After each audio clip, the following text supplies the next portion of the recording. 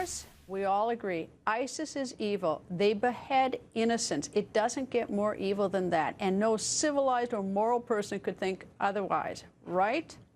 Well, hang on to your seat. This is going to horrify you. In Western Europe, there is an alarming amount of support for ISIS, especially in France. According to an ICM research poll done for a Russian news agency, 16% of people surveyed in France said they support ISIS. Foreign Relations Committee member Senator John Barrasso joins us. Good evening, sir. Thanks for having me.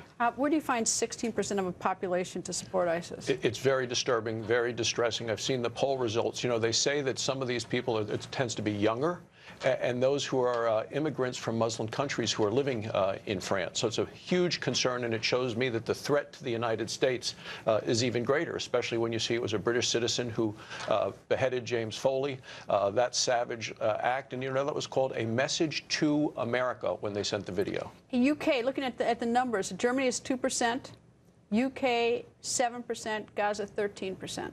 Yeah, it shows that this group, ISIS, which we know is bloodthirsty, they are well armed, they are dangerous people with deadly weapons, and I believe they're coming for America. That's what they have said. So they have folks from other countries supporting them, some of our NATO allies, people you wouldn't think would be friendly to them, which shows that the threat to the United States is even greater. Well, not to be flip, but, I mean, the idea, Al-Qaeda threw ISIS out this spring because they were too violent. I mean, do you know how bad you have to be to have Al-Qaeda think you're too violent and too awful? And they control a huge area, almost from... lots of money, lots of oil. They've taken that. They have weapons as well. They have manpower, all of those things. They control an area larger than the state of Indiana and want to continue to grow. And I think it's incumbent now on the President of the United States as Commander-in-Chief to show leadership, to come forward and express to the American people, articulate the threat that we as Americans face, and what he's going to do in a comprehensive way to deal with this direct threat that we face. Okay, so what is, you're on the Senate Foreign Relations Committee. I know that Senator Kaine said that this should be debated on Capitol Hill. He's a Democrat. So has the Senate Foreign Relations Committee had any sort of contact with the President or even begin discussing this at all? I mean, is he just speaking with his military leadership?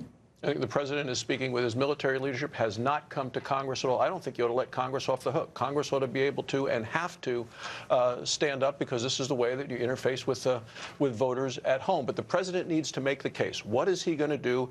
What is his solution to face the threat? That, you know, the strategy has to equal the threat. But to get there, it does involve some sort of dialogue. And maybe it doesn't have to be public, but I would certainly hope that the President would consult with other leaders in his own party and across the aisle as well, because this is a very important time, because ISIS is not your usual enemy. ISIS is not like a nation where we know where they are. This is a very mobile, very rich, and very evil and violent group.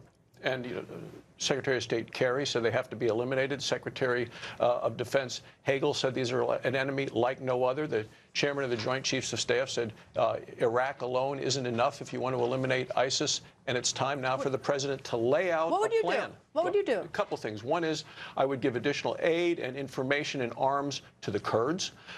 What the President's done with these flights, and there have been about 100 bombings over the last 2 weeks, has helped buy time so the Iraqis can form a government. But I've been calling to arm the rebels in Syria for years now. So the Free Syrian Army. The President ought to be doing all of those things. So there's a role for diplomacy in allowing Iraq to stand up as a new government.